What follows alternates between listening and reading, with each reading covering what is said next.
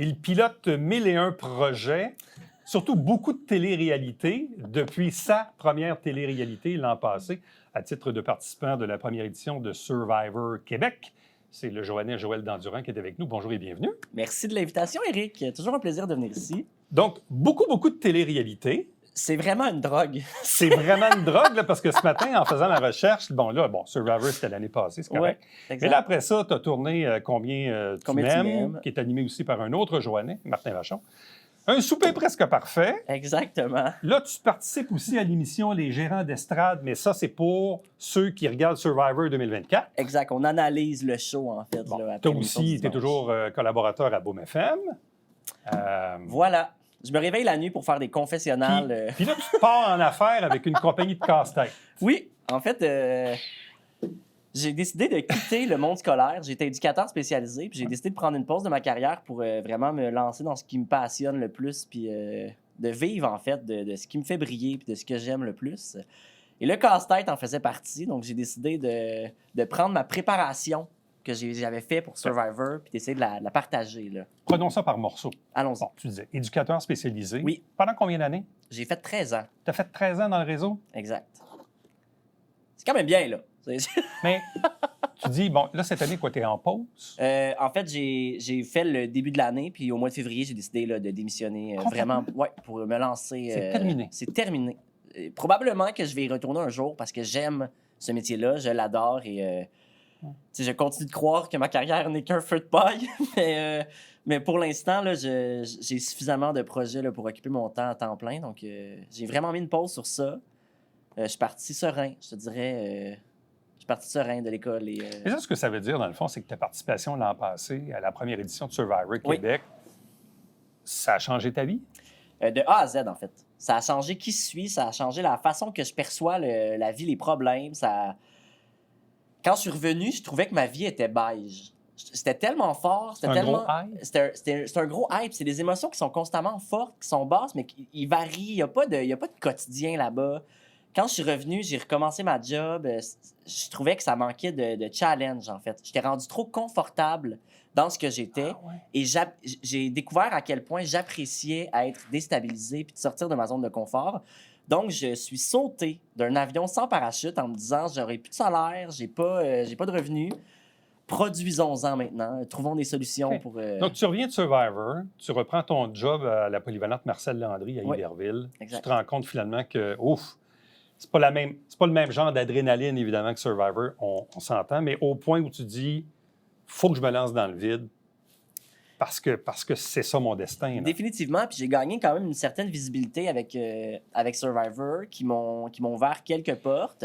Je pense que c'était le moment là, de le faire. Si j'avais attendu 2 ans, probablement que cette visibilité-là aurait été moindre. Donc là, de pouvoir l'exploiter pour faire actualiser les projets que j'ai envie qu'ils s'actualisent, ça a été un move stratégique, je pense. Bon, prenons quelques secondes pour parler des géants d'estrade. Donc, ceux qui analysent et regardent, ceux qui sont là en ce moment, Survivor 2024, deuxième édition. Quel est le regard que tu portes sur ceux qui sont là en ce moment? Je trouve ça le fun. Quand j'ai vu les portraits, les joueurs, au début, ils utilisent les mêmes îles que nous. Là, j'avais l'impression là, que ma blonde s'affichait sur Facebook avec 20 nouveaux chums blondes. Là, je me sentais trahi. Mais sans faire, je les trouve beaux, je les trouve bons, je trouve ça génial. Pour moi, c'est la première saison avec des Québécois que je regarde. Ma saison, je la connaissais par cœur, donc j'avais pas eu la chance de vivre ça. C'est la première fois que je découvre Survivor Québec comme téléspectateur. Je trouve ça extraordinaire. Là. Vraiment, je suis tellement content que la filière existe ici. Bon.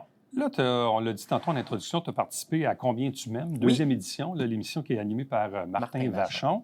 Pourquoi tu t'es inscrit à ça? En fait, c'est pas moi qui s'est inscrit. Non. C'est eux qui sont venus nous chercher. C'était une semaine spéciale télé-réalité. Il y avait un couple de L'amour est dans le pré, un couple de Occupation Double, un couple de Love Story. Puis il y avait une personne de Survivor là, avec sa conjointe. Donc c'était intéressant là, d'avoir l'opportunité de faire une autre télé-réalité dans un style complètement différent. Survivor, c'est socio-stratégique. On s'élimine entre nous. On vise le joueur, non pas l'humain. Dans Combien tu m'aimes, c'est complètement différent. Il n'y a pas de joueur, c'est juste des humains. Fait que c'était une expérience qui est intéressante là, à vivre. Bon, ensuite de ça, tu as tourné Un souper presque parfait. Ça aussi. Bon, Quelle expérience, quelle opportunité d'avoir pu faire ça. Je suis pourri en cuisine, je brûle mon eau quand je fais mes pâtes.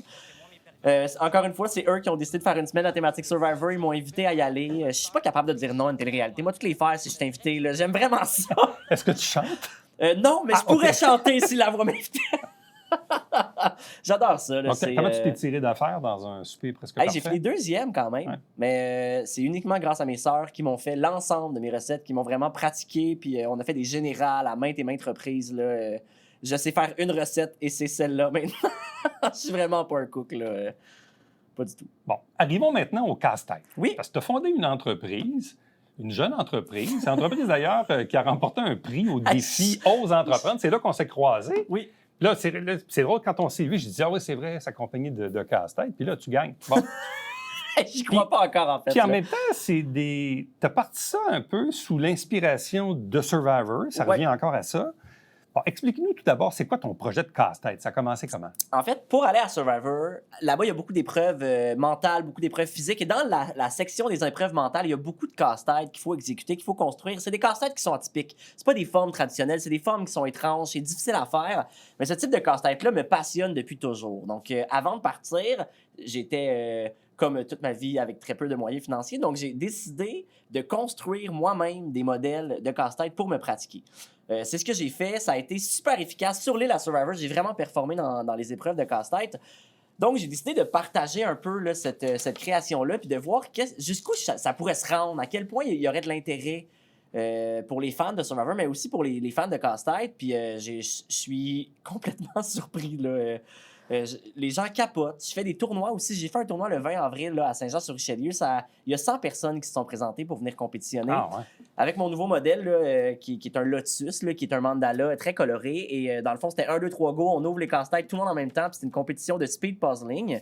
On a fait des compétitions à Montréal. Le 8 mai, on est à Québec. On rapporte les 15 meilleures équipes de chaque ville à Montréal pour la compétition finale. Et je tente de trouver le champion poids lourd du Québec, en fait, en casse-tête. On a fait faire une grosse ceinture de boxe sous forme de casse-tête avec la thématique de la compagnie. Je m'amuse. Mon Dieu que je m'amuse. Les casse-têtes ont combien de morceaux? Ça dépend. Ça varie entre 115 et 215 environ, mais le nombre de pièces n'est pas représentatif du niveau de difficulté. À cause de la forme. Exactement. Vu que les formes sont tous atypiques, ça crée vraiment une épreuve plus difficile. Puis à l'intérieur du casse-tête, il y a des formes qui sont spéciales.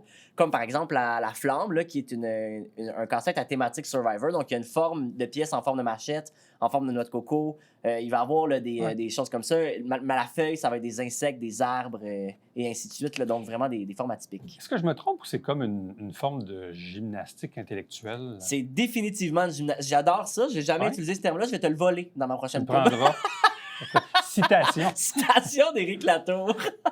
Mais voilà, c'est vraiment particulier. Puis il y a un exercice de repérage visuel. Là. Les gens qui se disent pas bon en casse-tête, une fois que tu en fais à répétition, tu t'améliores vraiment rapidement. Là. Le casse-tête est comme n'importe quel sport ou activité. Plus tu en fais, plus tu es bon. Mais est-ce que- Tu sais, quand je parle d'entraînement ou de gymnastique intellectuelle, est-ce que c'est de dire, ben voici, j'ai un casse-tête, je le redéfais et je le refais, puis je me minute pour voir si je vais le refaire plus rapidement? C'est exactement le concept de ma compagnie. Tu viens de comprendre, en fait, le but. C'est vraiment de le faire sous forme de compétition. C'est de donner la boîte à ton ami pour qu'il le fasse, que vous compariez vos temps, que celui qui est en infériorité le refasse jusqu'à temps qu'il rebatte le temps. Donc, et ainsi on de n'est pas suite. dans une dynamique où bon, quelqu'un s'installe puis fait un casse-tête à temps perdu. Là.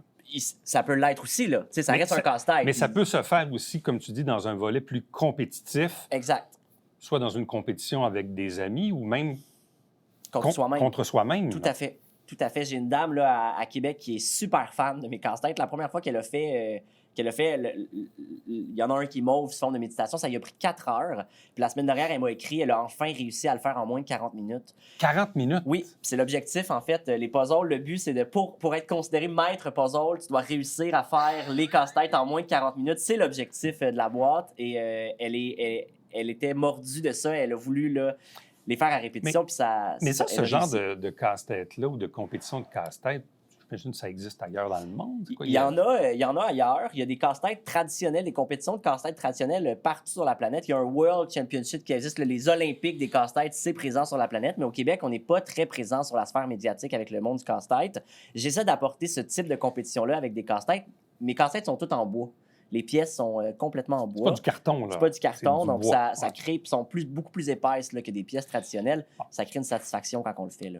Comment qu'on part ça, une compagnie de casse-tête? Parce que c'est bien beau avoir l'idée, là, tu dis, OK, ils sont en bois, qui fabrique ça? T'appelles qui? Ça coûte combien? Combien je vends ça? Comment je distribue ça? Parce que c'est ça aussi, on est dans le monde des affaires, Oui. mais oui, l'idée est le fun, mais après ça, dans l'opération, on fait ça comment? Faut comprendre que moi, mes expériences de vie, là, je gère des enfants en colère puis j'atténue leurs émotions. J'ai aucune expérience dans l'entrepreneuriat. Je ne sais pas ce que je fais, mais je m'amuse. Donc, j'ai commencé en essayant d'avoir des relations, j'ai fait des recherches, j'ai fait une étude de marché. Il y avait de l'intérêt.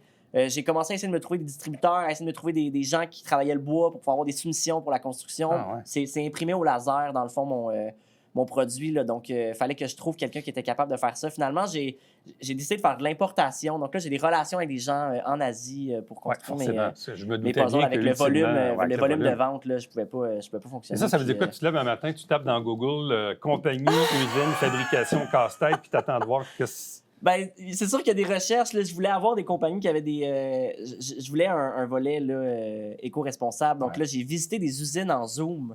Ah, ouais. Pour avoir, là, je voulais avoir des qualités raisonnables. Je voulais pas faire affaire avec une grosse business qui avait des milliers d'employés. Là. Donc, c'est une compagnie familiale qui produit mon produit de père en fils. C'est une toute petite business qui ont 12 employés en Chine. Ouais. Ah, ouais. C'est très petit, puis il y avait des bonnes conditions. Là. Fait que, bref, OK. c'est de trouver les bonnes personnes, c'est de s'entourer des bons alliés. Là, C'est ça le monde de tu parles de l'entrepreneuriat. quantité, ça veut dire quoi? Ça veut dire que quand tu passes une commande, ils t'en font quoi? Une centaine? 1000? Ou je sais pas? Ben là, tu vois, depuis que j'ai commencé à faire ma compagnie, j'ai vendu près de 2000 boîtes. Là. 2000 boîtes? Ouais, de casse-tête. C'est quand même très En raisonnable. combien de temps? Peut-être en termes de vente, peut-être 6 mois, là, je te 6 dirais. mois, Là. quand Fait que même. c'est quand même c'est vraiment intéressant. Là. C'est un volume de vente qui me satisfait. Là. Je réinvestis beaucoup à l'intérieur de ma compagnie. Je prends pas de salaire, on n'est pas rendu là. Donc, c'est de trouver des nouveaux projets. Pour Noël, j'ai plein de nouveaux projets là, qui s'en viennent pour Noël prochain. Ça va être intéressant. Je pense que la prochaine année va réserver une tonne de surprises pour une à la fois, ma compagnie de casse-tête. Puis j'espère que le monde va continuer d'embarquer dans cette folie-là là, parce que tout le monde qui l'essaie reviennent, veulent en avoir un autre, veulent continuer de découvrir cet univers-là. Là. C'est vraiment touchant. Et le fait de gagner un prix au Gala Ose Entreprendre en création d'entreprise, tu t'es senti comment? Hey, ça, c'est Imposteur? Ou, je sais 100% pas, non? imposteur. Il y avait plein de gens, là, tu sais, Des gens d'affaires, tu sais. des gens des affaires. Là. J'avais mis un veston. Là. J'ai fait le bon move de mettre un veston, mais quand j'ai gagné le prix, juste avant moi, il y avait quelqu'un de la Chambre des commerces qui a passé. Je sais même pas c'est quoi la Chambre des commerces, Eric. Je suis vraiment un débutant dans cet univers-là, mais je m'amuse. Puis c'est ça, la beauté. D'avoir gagné ce prix-là, c'est une reconnaissance que j'espérais pas avoir, que j'ai reçue. Ouais. Je la prends, puis c'est beau. Merci. Bon, tu l'as dit, ta compagnie s'appelle Une à la fois. Exactement. Pourquoi ça s'appelle comme ça? C'est une mentalité que mon frère avait, en fait. Il vivait vraiment là, une journée à la fois, un rêve à la fois. Puis c'est une mentalité que je lui ai volée là, suite à son décès d'un cancer du cerveau. J'ai décidé de vivre ma vie de cette façon-là. Quitter l'école, c'était un peu ça. C'était de me dire, OK, comment tu vas être heureux dans la vie? C'est quoi la mentalité que tu vas avoir? C'est quoi le prochain projet? La radio, c'est arrivé aussi sur un cheveu sur la soupe. Tu sais, c'est des belles opportunités. J'y vais une journée à la fois, un projet à la fois, puis quand on fait un casse-tête, il faut placer les pièces une à la fois. Donc, c'est un peu comme ça que j'ai décidé d'orienter ce projet-là. Là. Ce projet-là qui est né aussi d'une nuit d'insomnie, là, de me dire c'est quoi mon prochain défi? Comment je me sors de ma zone de confort? Hey, le monde de l'entrepreneuriat, c'est trippant. Qu'est-ce qu'on fait? On se lance en puzzle. Je démissionne de ma job puis je me pars une compagnie de casse-tête. Exactement. C'est exactement ce qui s'est Puis passé. avec un petit peu de télé-réalité On verra au bien ce qui travers se ça. passe. Ben, Joël, merci beaucoup. Félicitations puis bonne chance pour la suite. Merci, Eric. C'est très gentil. Reste avec nous. On vous revient après ceci.